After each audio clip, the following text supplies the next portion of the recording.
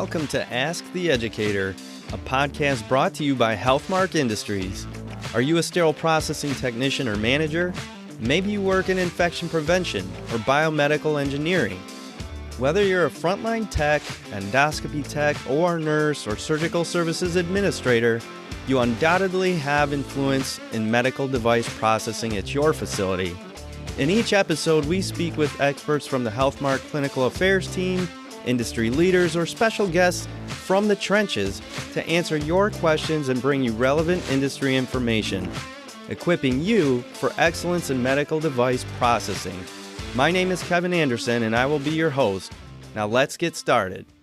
Hey everyone, welcome back to Ask the Educator. This is Kevin Anderson, your host, and with me I have Adam as my co-host. And joining us again as our kind of guest of honor, if you will, is John Whelan, because we're just trying to plug through and really give you an overview of ST91. So, John, with this episode, we wanted to, give people an idea about these appendices in the back, or annexes, I guess is the better term.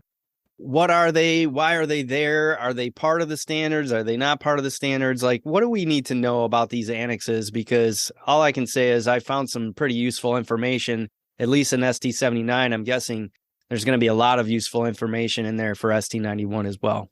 Thanks. And it's good to see you guys again virtually. It's the annexes in ST91 aren't standard language, meaning you are not obligated to the information, but many times in the course of developing ST91, as you guys remember, we would get to parts of the discussions where we said, well, that doesn't really need to be a shall or a must or a should, but it's information people need to have. So it's value-added information that's there, and it was information that was available that's based on current best practice information, as well as guided by currently available information from clinical investigations, research, industry, et cetera. Do you think it helps describe it well enough, guys? Yeah, absolutely. I mean, it's not necessarily part of the standard, but it's supporting information that's useful or helpful in making these decisions. And speaking of those decisions, I think we're going to go ahead and just run through the list here of the annexes in ST91. And one of the first ones we're going to look at is purchase considerations when you're selecting AERs and liquid chemical sterilants machines. So why is that one, the purchase considerations, why is that in the annex? Well, because at the end of the day, there's more that should be going into it other than just the price of it and whether it fits in your department. So yes, we speak to cost considerations, physical footprint, but is this a device that has FDA clearance, and can you prove that? Is it compatible? You need to consider compatibility with the scopes that you have in inventory. What about any consumables that go along with it? Yes, you can buy a shiny new car, but if you have to have all these consumables that go along with it, that you have capital costs and you have operating costs, and the consumables go into operating costs. What other devices other than scopes can you potentially reprocess in these machines? So some AERs will take esophageal dilators, for example. Some you can get inserts to do TEE probes or vaginal ultrasound probes. So you need to see what options exist for other devices too. And then very seriously, what facility requirements will be needed, and can you meet those requirements, meaning plumbing, electrical, HVAC, data, and do you have that already existing, or will you need to have those costs added in too? Just like you would buy anything else, but especially in healthcare, what's the expected frequency of PMs, servicing, and who's going to do that? Will it be your facilities, your clinical engineering people, or will you be signing a contract for PMs and servicing? Yeah, I think that's a great little summation of that one. And, when it comes to AERs, maybe not so much with liquid chemical sterilization units. I'm not aware of too many out there, but AERs, there's a lot out there and there's a lot to consider, as you mentioned. So hopefully that will be a great annex resource for people out there. But what about the next one? It's reference material for repairs. I feel like this is a very much needed resource for people in the industry. So I think it's important that we included this in the annex because, as we all know from having worked in facilities. Not a lot of thought's been given beyond what individuals have considered when it comes to devices routing in and out of facilities. So people have taken for granted that they send a scope out for repair, it gets repaired, comes back, and then they reprocess it and use it again. But there should be more to the thought process than that. And also, if you get a loaner scope in its place, what should you be considering? So this was to put some food for thought out there when it comes to both your scopes going out for repair and loaner scopes coming into the facility. What are the owner and the user responsibilities? Things like, what are the qualification considerations for repair providers? Are you using original equipment manufacturer, the endoscope manufacturer, or using a third party? And what about the loaner scopes that route around the country to various places? And have they had culturing done at any point in time? If they have, that information should be shared with anybody that uses that scope down the road. So I think some of those are things that people haven't necessarily had on their radar, but really should. Yeah, that's a great point on the repairs, and especially with those loaner scopes, because again, they go all over the place. And if there is that kind of information, I think that would be really helpful. So very important annex there. How about one of the things that I really like to see was the manufacturer's written instructions for use and conflict management. So talk a little about what that means, the conflict between IFUs. Yeah, so it's not uncommon to run into it where you're trying to get an answer of how to do something. So you go to the manufacturer of the device that says one thing. You go to the manufacturer of a process, be it a detergent, a disinfectant, an AER, whatever it is, and you get conflicting information. So how do you proceed? Whose answer do you take? And we talked about prior to purchase considerations.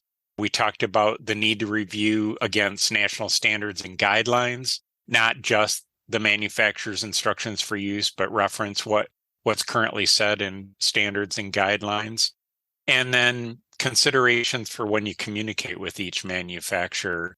What should you expect? You should always expect something in writing, because you'll need, at the end of the day, to prove why you did what you did. And so you should always ask for and ideally receive something in writing in order to prove that you got it, if you will, from the horse's mouth. And that's what you're basing it on. Yeah, there's a lot of things that can be frustrating about processing, whether it's flexible endoscopes or anything else. But running up against IFU conflict management is one of those frustrations. So another great annex there as a resource for people. But another one is, and I could have used this when I was managing an endoscopy area, we were probably, I'm guessing, one of the first ones to try and institute a borescope inspection. Wow, did that become very difficult very quickly when we're looking down these scopes for the first time and really don't know what to expect. So is that kind of what we're addressing here with the annex that talks about endoscope visual inspection? Yep, it is actually. And as we all know, one of the common things we hear when we talk about borescopic inspection of any device, including flexible endoscopes, is people saying, how do I know what I'm looking at? I've not done this before. I don't know what normal is, and I don't know that I could pick up abnormal. So this is one more addition to visual reference to show with pictures methods, areas to consider when inspecting for damage, moisture retention, etc., basic anatomy of an endoscope, process considerations when you establish enhanced visual inspection, which includes borescopic inspection of components. So a lot of input was given by people that are in the field of endoscope repair, the people that do it, if you will, for a living. Yeah, and then a really important one there, because we know that there's a lot of issues with the inside of the scopes not being looked at. So visual inspection is huge. How about the user verification of cleaning processes? That's one of the annexes. What is the reason behind that one? So we speak to cleaning verification testing, and in ST91, as we remember, the guidance is for high-risk endoscopes. They receive cleaning verification testing every time they come down the line. For non-high-risk endoscopes, they still receive it, but the facility determines the frequency with which that is performed. And we give recommendations for what to consider in determining that frequency. So we speak in the annex to the options for cleaning verification testing. So the examples are protein, carbohydrate, hemoglobin, ATP, considerations when selecting between as far as which one you're going to pick.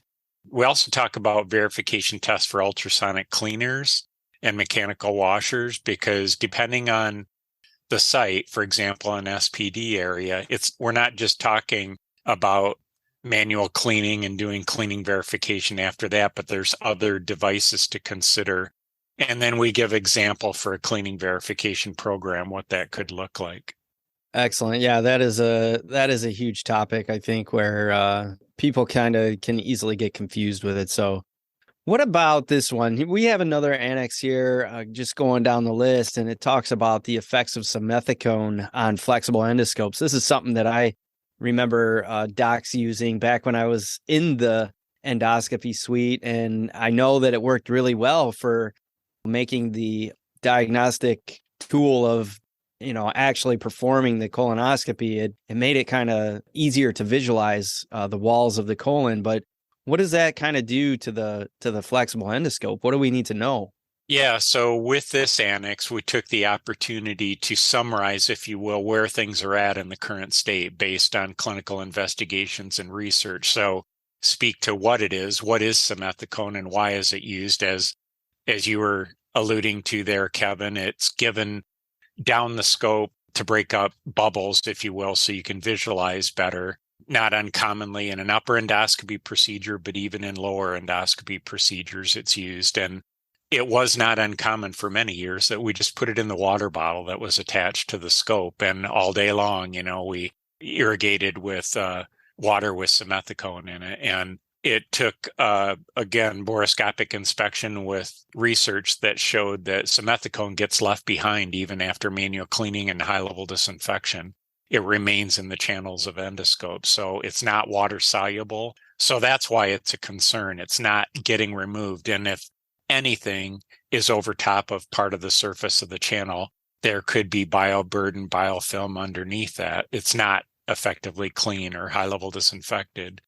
So we summarize in this Annex 2 what the current statements are by standards organization and endoscope manufacturers related to the caution in using it.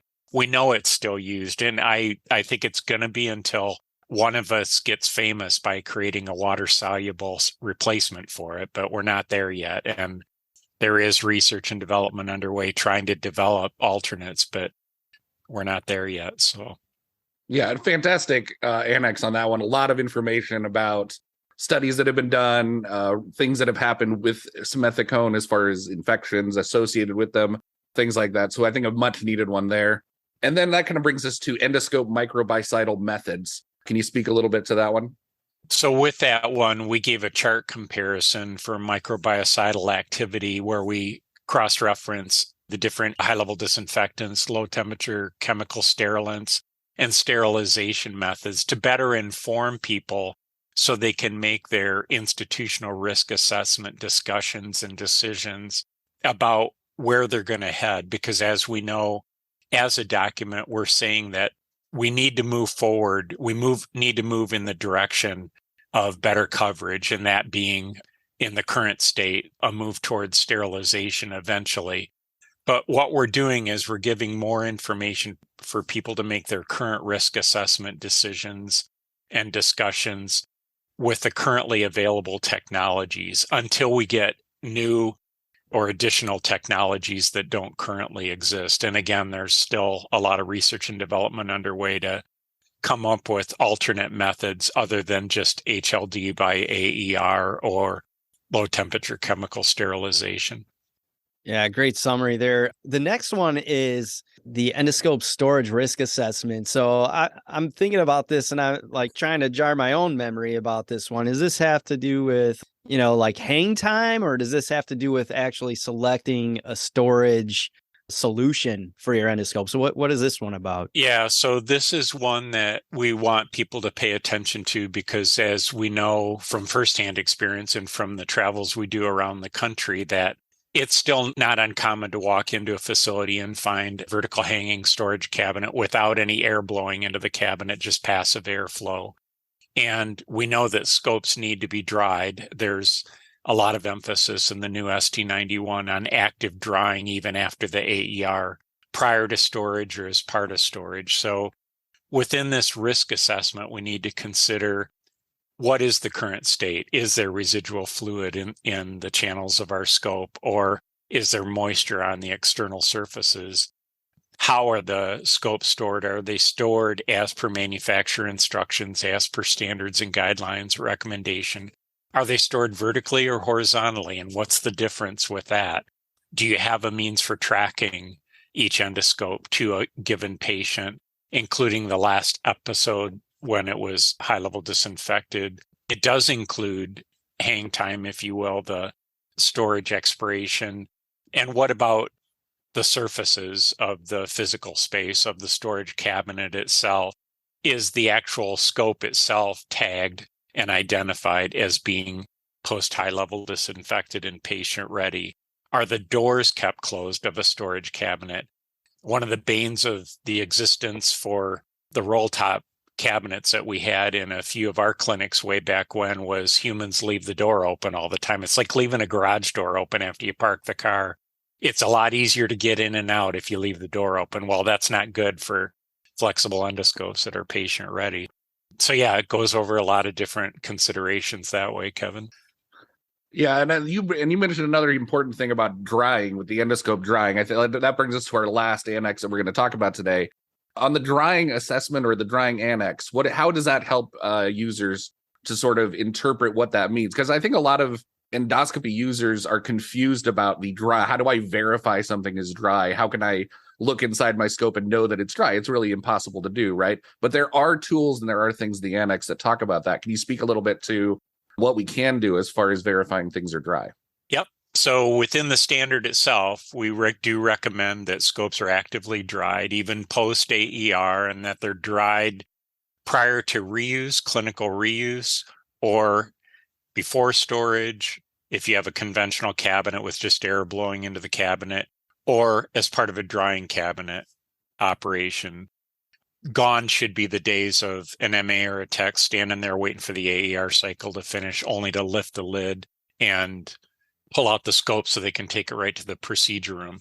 You want to create a process that's sustainable, consistent, standardized, such that if it gets interrupted, if a procedure is delayed, for example, it only takes minutes for biofilm to develop. So we're going to actively dry scopes. So we give the importance of drying, a literature review, current updated literature review, a table reference to related studies, and then Adam, as you were talking about drying verification, the entirety of ST91 is geared around embedding quality control in every step of the process. So how would you do that with drying?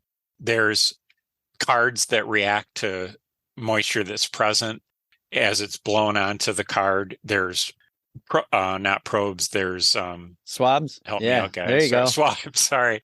Swabs that you can put down a channel and you put the swab tip into a vial and check for a color change. This isn't necessarily something you need to do every time, but periodically you should test that the drying that you're doing is effective, just like you would test anything else. If you're assuming that's a problem because you don't know if what you're doing, even if you're using a drying cabinet or active drying prior to storage, you should periodically test to make sure it's working correctly.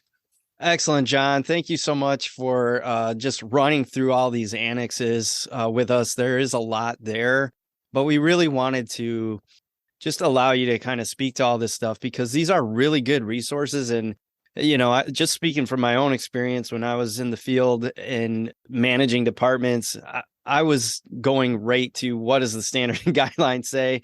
I didn't even know that there was helpful annexes back there. So we're just trying to do our part to, you know, bring some awareness to this because the annexes are getting better and better each iteration of a standard and guideline that comes out. And these things are so helpful. And we've got pictures too, Kevin. Yeah, exactly. Yeah, the pictures. The pictures are very, very important, especially in, you know, the realm of inspection and all of that. So it's a great resource. Wanted to draw some attention to it.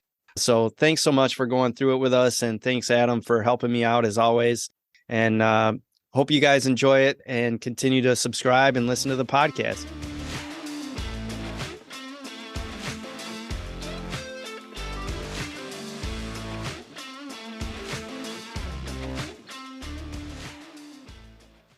All opinions expressed on this show are those of the presenters. Before using any medical device, it is important to review the device manufacturer's instructions for use.